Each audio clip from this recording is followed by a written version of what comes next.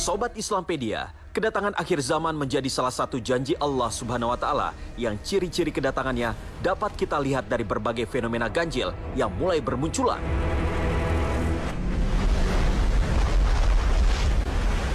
Salah satu indikasi datangnya akhir zaman adalah munculnya hewan melata dari dalam perut bumi bernama dabbah.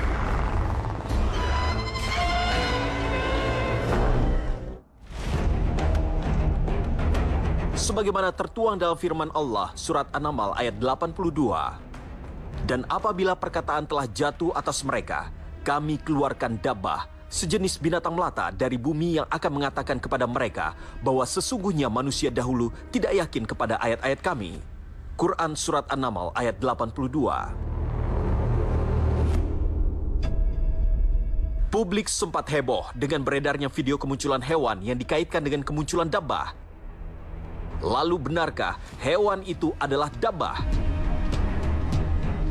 Secara sains, hewan serupa cacing ini bernama Bipes biporus atau biasa disebut sebagai kadal mol Meksiko.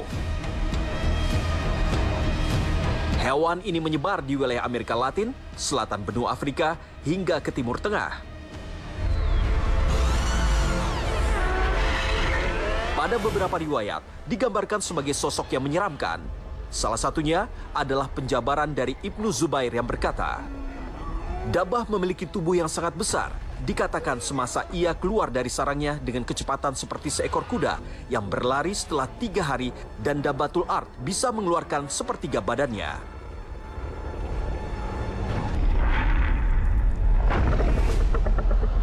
Pada hari kiamat kelak, dabbah diriwayatkan akan dapat berbicara untuk menjadi saksi atas orang-orang yang beriman dan ingkar terhadap ayat-ayat Allah. Jadi, informasi mengenai kemunculan hewan dabbah yang dianggap sebagai tanda kiamat adalah hoax.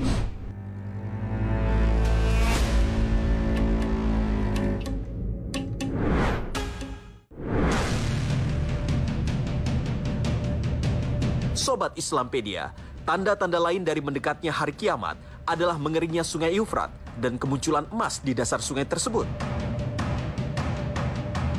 Sungai yang membentang dari Turki hingga Teluk Persia ini ternyata pernah disabdakan oleh Rasulullah SAW.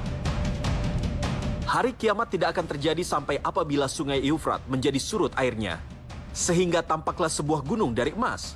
Banyak orang-orang yang berada di situ berperang untuk memperebutkannya. Maka terbunuhlah 90 dari 100 orang yang berperang. Dan masing-masing yang terlibat dalam peperangan itu berkata, mudah-mudahan akulah orang yang selamat itu. Tapi, bagaimana bisa emas muncul di sungai yang telah mengalir sejak ribuan tahun lalu ini?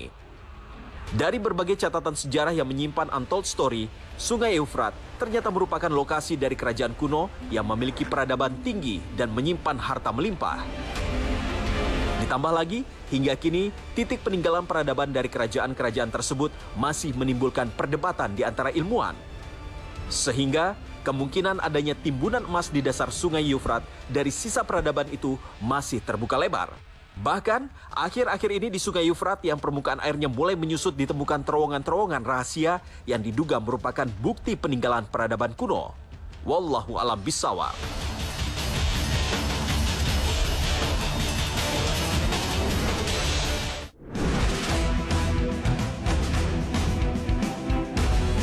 Sobat Islampedia, benarkah kemunculan bintang berekor menjadi salah satu tanda datangnya kiamat? Publik sempat dihebohkan dengan berita penemuan bintang berekor yang terlihat di langit malam. Kemunculan bintang berekor atau yang biasa disebut komet ini dipercaya oleh sebagian orang sebagai tanda kedatangan Imam Mahdi. Sebagaimana dikabarkan dalam sebuah manuskrip kuno yang berbunyi, seorang pemuda dari Ka'bah, Tuhan yang menguasai Al-Arsy dan Al-Mujadil dalam perang dunia yang mengerikan dengan seluruh musuh yang bergabung, telah dekat keluarnya bersama bintang yang mempunyai api dan lidah api. Dan tandanya adalah kehancuran Irak yang mengenaskan dalam perang dunia yang mengerikan. Dan pemuda Tuhan itu sudah hampir keluar. Bencana di seluruh penjuru dunia Arab. Mereka yang mempercayai fenomena ini berpegangan pada suatu manuskrip karya Ibnu Waisyah berjudul Hiyarah Ahluz Zaman yang ditulis pada abad keempat Masehi. Namun para ulama sepakat bahwa pernyataan ini bukanlah berdasarkan dalil atau hadis Nabi Muhammad SAW, sehingga tidak bisa dipertanggungjawabkan kesahihannya. Sobat Islampedia, the untold story dari kiamat ini. Kiamat itu adalah sesuatu yang begitu mengerikan. Bayangkan, di sana nanti di antara tanda-tanda menjelang kiamat itu akan ada namanya Dajjal, akan ada namanya Ya'jud Ma'jud, akan ada namanya Dabah, hewan melata yang keluar yang bentuknya begitu mengerikan.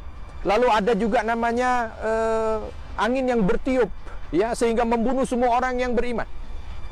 Dan lokasi, dan bukan lokasi ini, tempatnya, suasananya, muka bumi kala itu yang betul-betul mengerikan.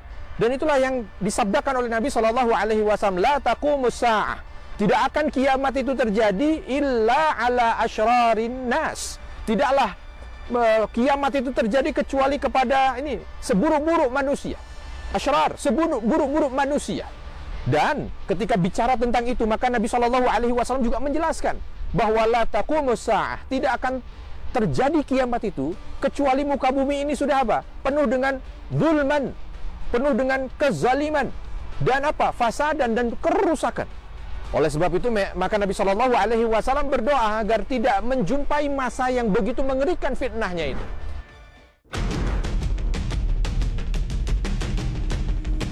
Sobat Islampedia, pada hari kiamat kelak, sebuah api besar akan muncul dari daerah Yaman.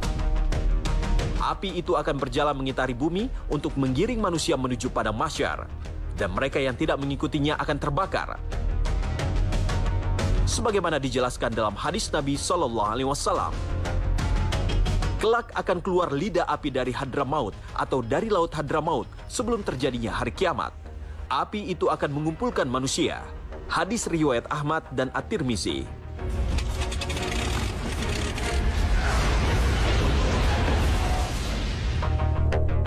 Lalu, bagaimana bisa sebuah api besar muncul di Yaman?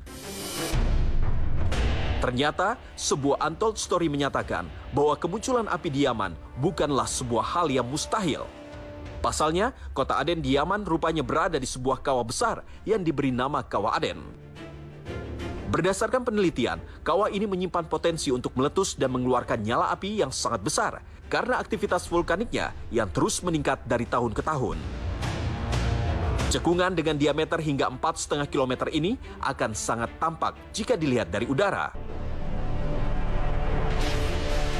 Dalam penelitiannya, delegasi kerajaan Inggris pada tahun 1964 di kawasan ini menyebut letusan gunung-gunung api di dunia saat ini tak sebanding dengan dahsyatnya gunung api Aden.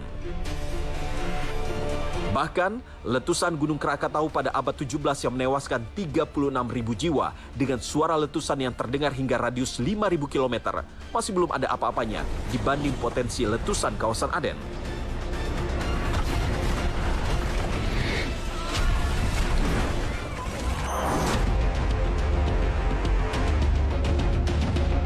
Sobat Islampedia, baru-baru ini 2 buah bulan sabit telah dipasang di atas menara dekat gerbang Raja Abdul Aziz di Masjidil Haram Mekah. Bulan sabit ini terbuat dari serat karbon yang dibentuk di sekitar struktur besi dan dilapisi dengan kaca.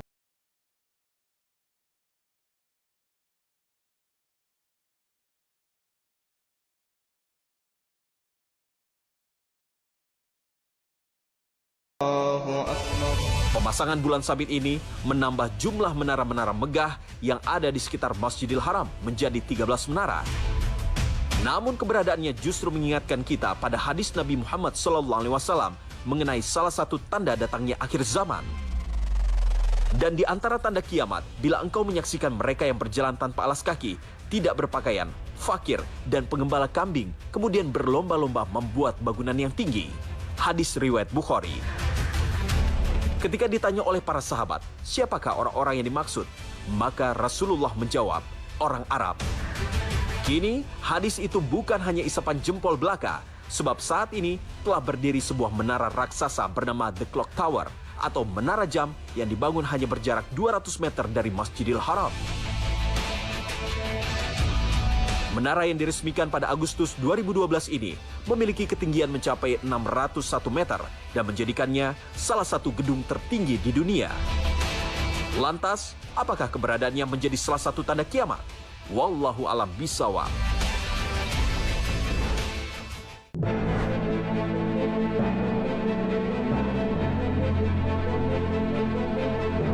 Sobat Islampedia, apakah tanda-tanda akhir zaman yang tercantum dalam Al-Quran sudah terbukti secara ilmiah? Meski beberapa pandangan dalam ilmu pengetahuan mengatakan seperti itu, tetapi kita sebagai muslim memang sudah selayaknya mempercayai akan datangnya kiamat di akhir zaman kelak. Sebab tidak ada yang dapat menunda datangnya hari kiamat.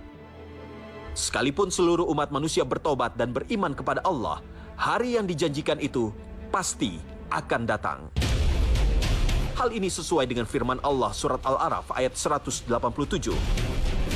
Mereka menanyakan kepadamu Muhammad tentang kiamat, kapan terjadi? Katakanlah, sesungguhnya pengetahuan tentang kiamat itu ada pada Tuhanku. Tidak ada seorang pun yang dapat menjelaskan waktu terjadinya selain Dia. Kiamat itu sangat berat huru-haranya bagi makhluk yang di langit dan di bumi. Tidak akan datang kepadamu kecuali secara tiba-tiba.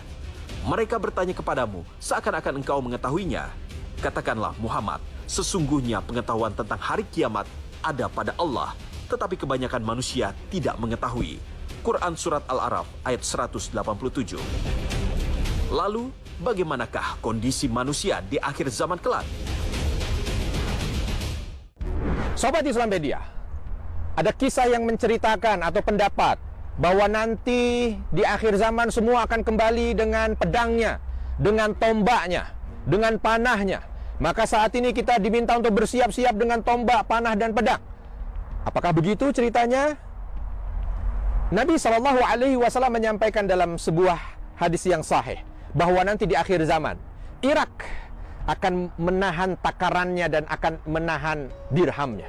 Syam akan menahan mudnya dan akan, mud itu takaran juga, timbangan ya, dan akan menahan dinarnya. Begitu juga dengan Mesir, akan menahan timbangannya dan akan menahan dinarnya. Kala itu begitu sulit kehidupan manusia, sulit kehidupan manusia. Uttum min haitsu bada'tum. Uttum min haitsu bada'tum. Uttum min haitsu bada'tum. 3 kali. Dan Imam Nawawi ketika menjelaskan tafsir hadis Sahih Muslim ini menyampaikan, ketika Nabi SAW menyampaikan ini 3 kali, maka ada sesuatu yang luar biasa penting di sana. Oleh karena itu banyak ulama menafsirkan makna dari ini apa? Kalian akan balik lagi seperti kalian mula. Kalian akan kembali lagi seperti kalian di awal dulu. Kalian akan kembali lagi seperti kalian dulu mengawali. Maknanya apa? Di antara yang memaknai adalah Imam Ibnu Hajar Al-Asqalani bahwa kondisi masyarakat kala itu kembali kepada kejahiliahan. Sehingga banyak sekali aktivitas manusia jahiliyah terulang kembali. Kenapa? Karena detik menjelang kiamat itu adalah seburuk-buruk manusia. Lalu di antaranya ada beberapa ulama juga yang menafsirkan bahwa kondisi saat itu adalah kondisi di mana kalian dikembalikan dalam kondisi yang tidak lagi berpegang teguh kepada Al-Quran. Dikondisikan seperti kalian dulu di awal, dalam kondisi yang terasing dan akan kembali terasing. Seolah ditafsirkan dengan hadis yang menyampaikan dari Nabi SAW bahwa kalian itu bermula dari keterasingan dan akan berakhir dengan keterasingan. Seolah begitu. Jadi orang yang memegang agama pada masa itu begitu beratnya. Tetapi juga ada beberapa yang menafsirkan ketika bercerita tentang perang akhir zaman, contohnya Malhamah Kubra. Lalu di sana diceritakan bahwa kalian nanti akan menggantungkan pedang kalian di pohon.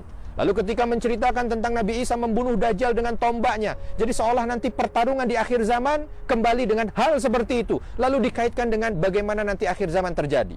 Sobat Islampedia, tidak ada yang bisa memastikan dan tidak ada yang bisa melihat apa yang akan terjadi di kelak kemudian hari di akhir zaman itu berkaitan dengan masalah kehidupan manusia. Apakah kembali kepada tradisional? Apakah tetap seperti ini? Ataukah berbeda dengan segala macam bentuk teknologi yang ada? Karena Nabi SAW tidak menjelaskan secara detail berkaitan dengan itu. Ada isyarat-isyarat. Tetapi isyarat berkaitan dengan masalah pedang, tombak, memanah, dan lain sebagainya bukan berarti itu langsung kita arahkan untuk menafsirkan bahwa apa yang terjadi di akhir zaman semua akan berlaku tombak, pedang, dan lain sebagainya. Bukan. Tetapi Nabi ingin menyampaikan saja bahwa kondisinya nanti akan terjadi hal-hal yang disebutkan seperti Malhamah Kubra, peperangan besar, fitnah besar. Tetapi bagaimana kondisi dan kejadiannya, dan bagaimana kehidupan manusia, hanya disampaikan dengan kalimat bahwa pada masa itu kezoliman merata, pada masa itu kesulitan terjadi, pada masa itu kalian akan kembali seperti kalian dulu mengawali. Cerdas beragama dengan Islampedia. Siapa yang sibuk dengan